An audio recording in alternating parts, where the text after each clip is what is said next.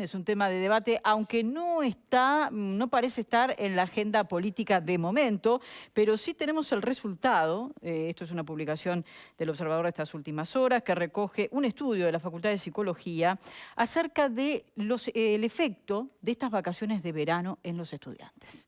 Yo diría que podríamos extenderlo también a los padres, familiares, madres y demás, pero bueno, está focalizado en cómo esto afecta el aprendizaje. Se ha demostrado que este largo proceso de 12 semanas de vacaciones genera un descenso en las habilidades, por ejemplo, en matemáticas. Y si uno va a estudios de otras partes del mundo, también aparecen cuestiones emocionales, ¿no? Esto de interrumpir el año lectivo por tanto tiempo, bueno, qué es lo que sucede cuando se reanuda. Y es un debate bien interesante. Vamos a encararlo nosotros con la comunicación con Javier Lacida, doctor en educación y presidente del INED. Muchísimas gracias por estar en contacto con nosotros. Por favor, con mucho gusto. Gracias a ustedes. Saludo a ustedes, a los panelistas y a los televidentes. Bien, usted tal vez tenga más datos acerca de este informe que decíamos fue elaborado por Psicología, que tiene que ver con los efectos, tanto en el aprendizaje como bueno, en las cuestiones emocionales de los alumnos cuando interrumpen por tanto tiempo las clases. No, nosotros lo que tenemos es datos de evolución de los aprendizajes Bien. En el Uruguay, pero no medidos con esa frecuencia de antes y después de terminar la clase. Perfecto. Esto tiene que ver con que en Uruguay se evalúa poco, muchísimo, se evalúa bien, las evaluaciones del instituto son muy reconocidas y son de buena calidad, pero se evalúa muy poco, se evalúa cada 3 años, o sea que este tipo de efectos, que la manera de medirlo sería contar con más evaluaciones y con más evaluaciones hechas por los propios docentes. No tenemos una forma nosotros, y yo la investigación tuve noticias igual que ustedes a través de la prensa, no pude verlo. Bien, tal vez entonces es un buen argumento para establecer algunos cambios en esas evaluaciones. Y pensar en hacer ustedes sí, a nivel del INED o a nivel de las autoridades de la educación, justamente un estudio de ese impacto que todos podemos presumir, pero que en este caso se le pone, bueno, nombre a las cosas. Sí, y hay datos no sistemáticos. Uno habla con los docentes y los docentes toda la vida, como decía el propio artículo, han tenido la percepción de una pérdida de aprendizajes por el ciclo de verano, que como tú decías, Uruguay es de los países en los que es más largo. Ahora, sería interesante ver en cuánto tiempo recuperan, que esa es una pregunta que yo me hacía hoy leyéndolo, porque el aprendizaje lo tenía antes. Entonces, de las cosas que abre este estudio, y eso siempre pasa con los estudios científicos, aportan constataciones, aportan datos y abren nuevas preguntas. Una pregunta interesante es decir, bueno, ¿cuánto tiempo recuperan? ¿Cuánto tiempo demoran en recuperar? ¿Y cuánto tiempo demoran en recuperar unos y otros? Porque otra cosa que plantea el estudio es que en esto, como en casi todos los problemas del sistema educativo uruguayo, hay inequidad. O sea, hay más pérdida de aprendizajes en los estudiantes de familias de bajos ingresos y menos pérdida en los estudiantes de familias de ingresos medios y altos. Sí, con los datos que hoy ya cuenta el INED, este es un resultado prácticamente que no es esperable, pero sí es lógico, porque cuando hablamos de hogares donde no hay herramientas de protección a esa infancia, donde no hay estímulo para el aprendizaje, donde de repente no hay un sistema de cuidados permanente, es lógico que esto suceda. Yo no sería más más cauto con la característica. Yo no creo que no los cuiden, no creo que no los protejan. No, yo no digo que no los cuiden o no los protejan, pero si una persona que es jefa de hogar tiene que estar un montón de horas fuera de la casa trabajando, en ese tiempo que no hay escuela, los chiquilines quedan al cuidado del hermano mayor, hay una inequidad que se genera con otro estudiante que va a tener tal vez a padres presentes o a alguien que lo cuida, a algún adulto que está a su cargo, otras circunstancias, ¿no? Sí, otros recursos, hay más capital cultural en la familia para acompañar el proceso de aprendizaje de los niños. Algo que acabamos de estudiar en el instituto, el problema de las inasistencias. Hay otros recursos frente a imprevistos, a contingencias familiares, hay otros recursos para que los niños sigan yendo a clase, que también es una manera a eso me refería. Enfrentar estas cuestiones. Sí, en ese sentido sí, hay diferencias que son un desafío que creo que todos reconocemos. El sistema educativo tiene desde hace tiempo y enfrenta mal y con dificultades, porque tenemos un sistema educativo que reproduce inequidades. Exacto, justamente. Bueno, y en cuanto a la posibilidad de revertir esto, si tomamos por bueno estos efectos que tienen que ver con afectar el aprendizaje, pero también afectar cuestiones emocionales, una pérdida de tiempo cuando comienza el año lectivo para recuperar eso que se perdió. En algunas otras partes y en algunas propuestas aparece la de distribuir estas vacaciones a lo largo del año, no que tengan menos, sino que sean, digamos que, más homogéneas a la hora de poder distribuirlas en el año lectivo. Eso a nivel del mundo está estudiado que funciona. ¿Podría ser una posibilidad en Uruguay? A mí me gustaría mirar más los datos de cómo funciona en el mundo. Por otra parte, me gustaría que Uruguay pudiera experimentar en estas cosas. Tú me preguntabas por respuestas a esto. Una respuesta es más evaluación. La otra respuesta es más flexibilidad. Porque probablemente haya centros educativos que quieran experimentar con esa alternativa, y hoy por hoy, entre las muchísimas rigideces que tiene el sistema educativo uruguayo, que es de los más rígidos del mundo, de los más centralizados del mundo, esto sí medido por las pruebas PISA, que preguntaron cuántas decisiones se toman en el interior de las escuelas, y Uruguay es de los 80 países que participaron de la última edición de PISA, es donde menos decisiones se toman dentro de las escuelas, entre otras cosas con respecto al calendario.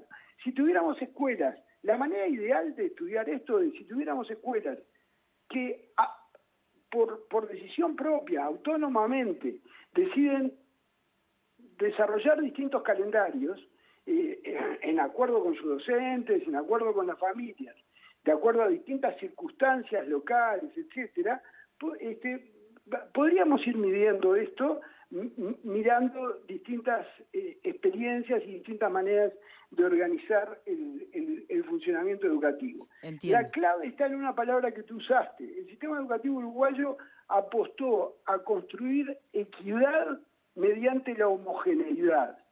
Y eso funcionó bien en el mundo, yo diría hasta los 70 del siglo XX.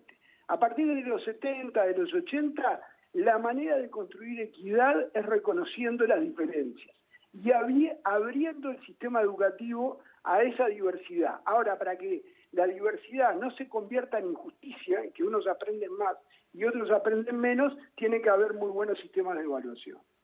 Bien, bien. Esto implicaría, me vienen otras palabras, por ejemplo, autonomía de los centros educativos y un cambio de paradigma, ¿no? Ya no estaríamos todos esperando ese calendario que el Codicen baja y dice las clases empiezan tal día y terminan otros, sino, bueno, es adaptarse a la realidad de cada circunstancia, de cada contexto, como usted dice. Todo un cambio en materia educativa. Exactamente. El tema de la autonomía de los centros pasa a ser fundamental en esto. Se ha avanzado.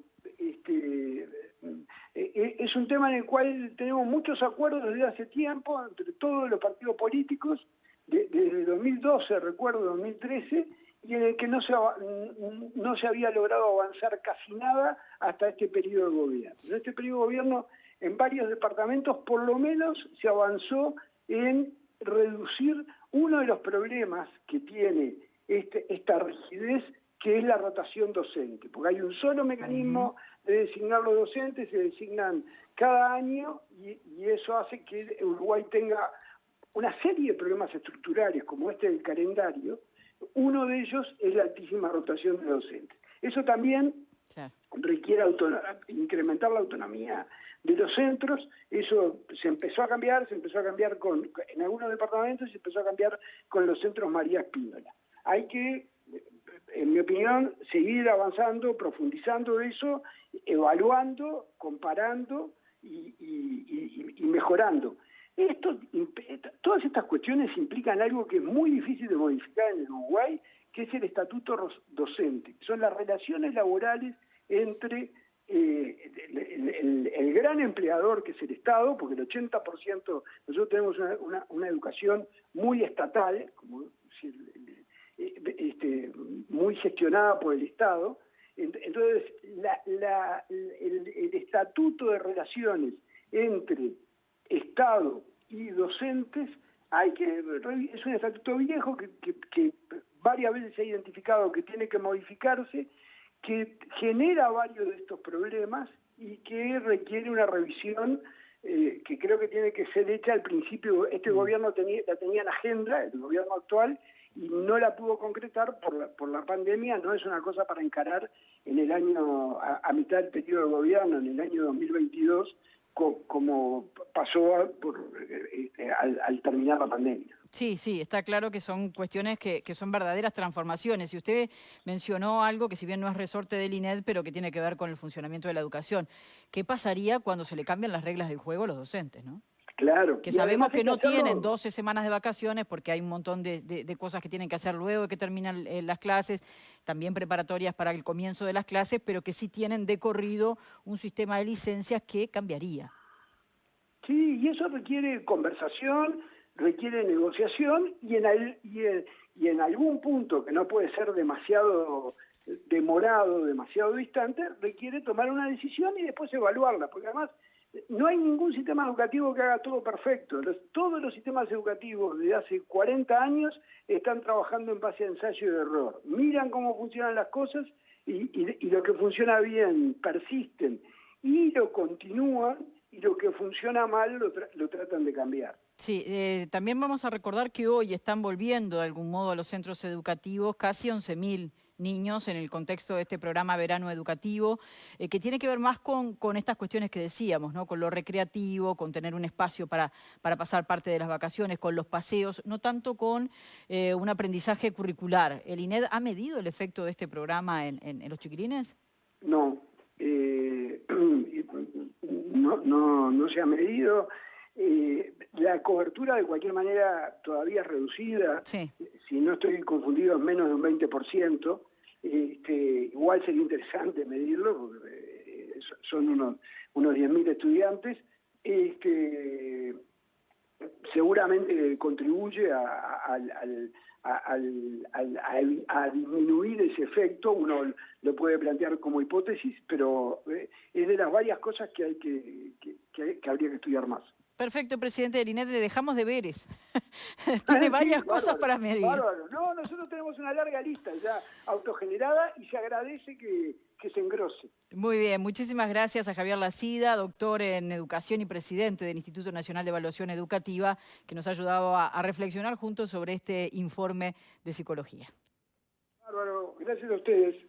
Unas cuantas cosas que nos deja esta entrevista para conversar acerca de justamente este modelo educativo que tiene ya unos cuantos años y que marca este parate. 18.000 niños se anotaron para este verano educativo, hay cupo para menos de 11.000, se va a ver cuántos realmente se presentan hoy para ver si se habilitan si quedan libres nuevos cupos o si se contrata a más docentes, se llama a más docentes para poder cubrir con esa demanda. Bueno, sí, es una cifra menor respecto a la cantidad de chiquilines que están en el año lectivo habitualmente. Pero unas cuantas cosas para reflexionar. Yo quería primero arrancar diciendo, porque siempre lo mismo pasó en la pandemia. Yo vengo del mundo educativo, trabajo hace mucho tiempo ahí, y cómo la escuela en general. ¿Trabajás también, has trabajado en contextos particularmente vulnerables? Sí, trabajé hace 10 años ahí en Tacurú, en la Escuela de Oficio de Humboldt. Perfecto. Exacto. Y pasó lo mismo que la pandemia. Y también doy clases en un colegio, o sea, conozco bastante todos los contextos. La escuela importa, ¿no? Porque todo el tiempo la estamos cargando como de culpas, de que no da, de que no... Y cuando falta o cuando no se puede ir, enseguida se evidencia como su importancia visceral.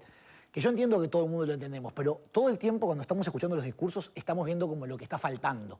Y cuando falta, cuando no está, sea por las vacaciones o sea cuando se interrumpió en la pandemia, enseguida se nota como su lugar central, no solamente como un espacio de cuidados, de dejar mis niños, sino en esto, enseguida la desigualdad, que es lo que muestra este informe, que ese verano largo, ese no tiempo de ir a la escuela, aumenta la desigualdad en los gurises. ¿Qué significa por oposición? Que la escuela, pese a todas las dificultades que tiene, la escuela uruguaya sigue contribuyendo a la igualdad de oportunidades. Eso me parece como central. Después este doble rol que tiene la escuela como pues, con su mandato inicial, que es de desarrollar ciertos aprendizajes en los gurises, y que naturalmente tiene este otro rol de cuidados, que cada vez más lo ha tenido, y que para el cual no se ha dispuesto de recursos a la misma altura, o de recursos específicos. Entonces, la familia, yo tengo un hijo de 4 años y lo sufro, lo vivo, tenemos todo un desafío de qué hacemos con los gurises, pero ahí también hay que tener cuidado, porque ¿qué tipo de servicio estoy requiriendo? ¿Realmente quiero que mis hijos vayan a aprender matemáticas? O capaz que necesito un espacio más de cuidado, más diferencial, que es lo que ofrecen este tipo de programas diferenciados, ¿no? Después, como tercer cosa, es esto de la reorganización. Yo lo que diciendo un poco con las ideas es que yo no creo que se necesite un cambio tan profundo en el estatuto docente. Ese discurso, yo no me subo a ese discurso. Yo creo que en las condiciones de la educación uruguaya hay suficiente margen, y lo han mostrado la realidad, para hacer modificaciones sustantivas sin meterse en transformaciones que todavía no están probadas que logren resultados. Entonces vos podrías reorganizar un poco las vacaciones, dándole más fuerza a febrero, con un equipo docente particular enfocado en lo recreativo o en apoyo curricular, que no sean los docentes del año. Claro, que como pasa con el verano educativo. Exactamente, que puedan estar usando la infraestructura ociosa que hay, mientras los docentes van preparando el año.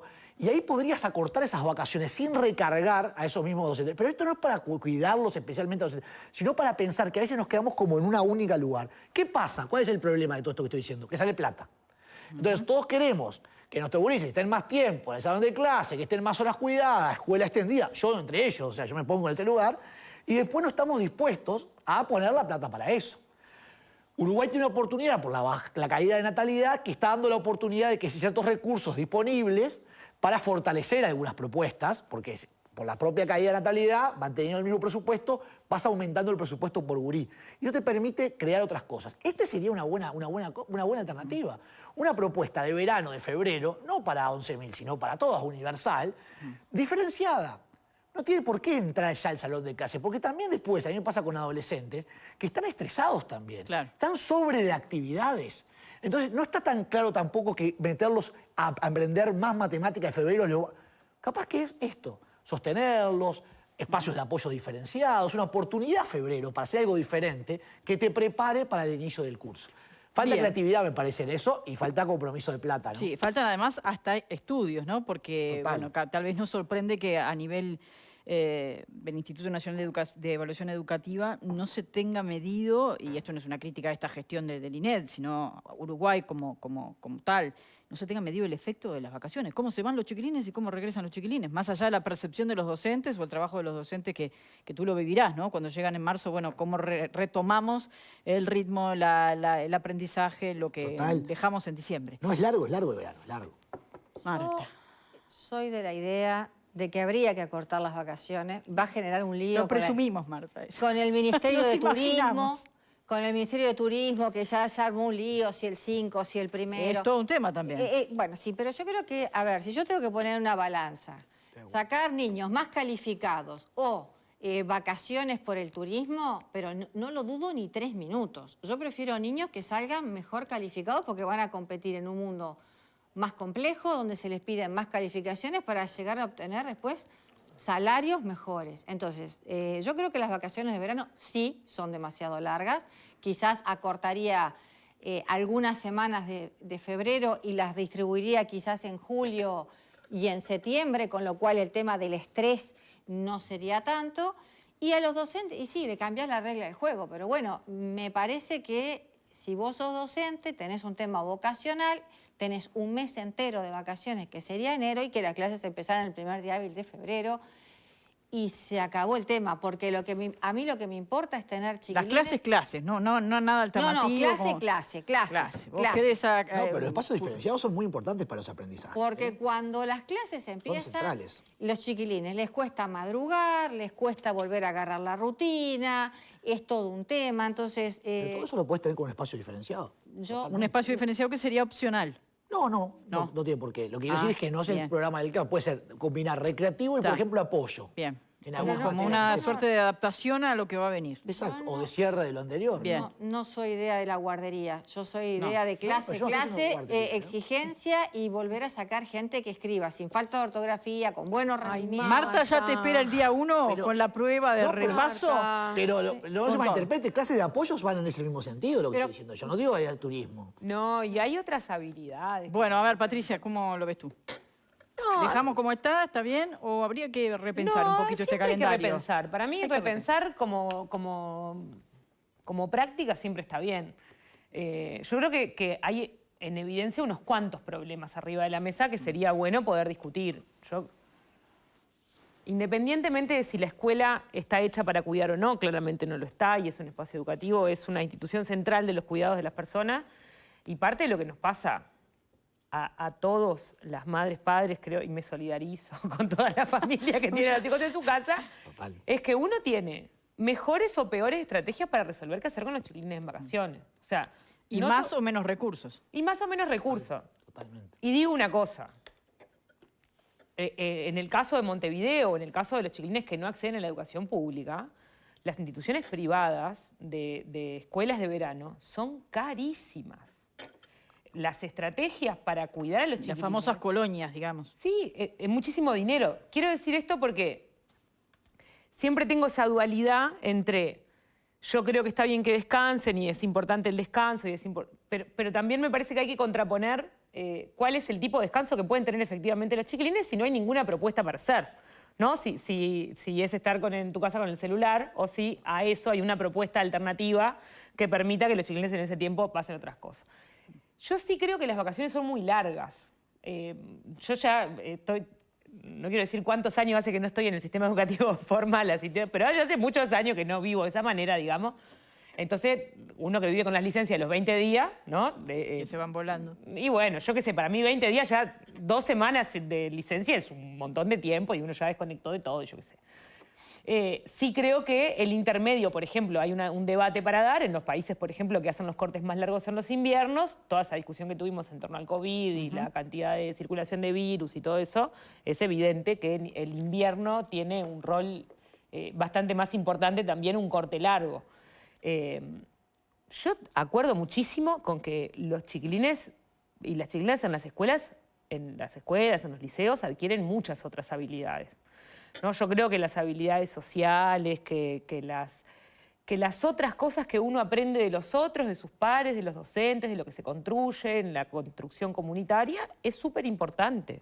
Y que no es solo si saben, como en la vida para que te vaya, no sé qué es que te vaya bien en la vida, pero ponele que exista eso que te vaya bien en la vida, no solo tenés que saber matemática, o sea, necesitas otras cosas también, necesitas poder vincularte con otros, que querer, que te quieran, cuidar y que te cuiden. O sea, me parece que hay otras justamente dimensiones el ahí. estudio también habla de eso, ¿no? De las cuestiones que tienen que ver con lo emocional y cómo eso también afecta al aprendizaje. Porque Y que cuando para uno los viene chiquilines es desmotivado, largo. viene desconectado. Voy a decir una cosa corta. Cuando son más chicos, las adaptaciones haces 3 o 4 adaptaciones todos los años, ¿no? Haces adaptación en 3 años, en 4 años, y bueno, si tenés suerte, en 5 años ya no llora cuando entra a la puerta de la escuela, pero son 3 meses. Y cada vez que estás No, y después empezando. van 2 semanas y viene la semana de turismo y vuelven a llorar en la semana de turismo. O sea, Sí. hay que repensar un poco eso. Connie. Perdón. Vamos con Connie Sí, ya. perdón, me olvidé. Yo soy, en primer lugar, A ver. admiro la educación, la cultura, la inteligencia de mis nietos. Porque saben 17 veces más cosas de las que sabía yo cuando tenía la edad de ellos. Primer constatación. Yo no me puse moña azul y fui siempre, mi papá decía, hasta que no llegues a la universidad yo te pago, después arreglate como puedas. Así fue, eran 6 que tenía que pagar, pagó hasta ahí, después cada uno se arregló por su lado. La educación actual en las instituciones modernas, y cuando digo instituciones modernas comprendo públicas y privadas, es mucho mejor que la que teníamos hace Yo hice, por supuesto, mi educación hace 70 años. Eso es, obviamente, prehistoria y Oriente. Ahora, no ha cambiado la conducción general y los grados de libertad de las instituciones educativas que lo meten un poquito con calzador. Porque filosóficamente la sociedad uruguaya es muy, muy conservadora y le atribuye, yo creo que tiene que ver con la generalización de la educación pública gratuita y obligatoria, y José Pedro Varela y las maestras valerianas y los liceos de Valle y Ordóñez y la secundaria que comenzó en la década del 40 y la universidad que hizo se fundó con el gobierno, decimos, del gobierno de Oribe, y otros van a decir, no, fue Joaquín Suárez. Bueno, pero siempre desde una perspectiva muy centralista. Yo soy mucho más partidario de que haya libertad con grados razonables que implique que en algún lugar se pruebe que todos están accediendo. ¿Y a qué me estoy refiriendo? Y eso tiene que ver con lo que hablábamos en el tema de los departamentos y la cultura local.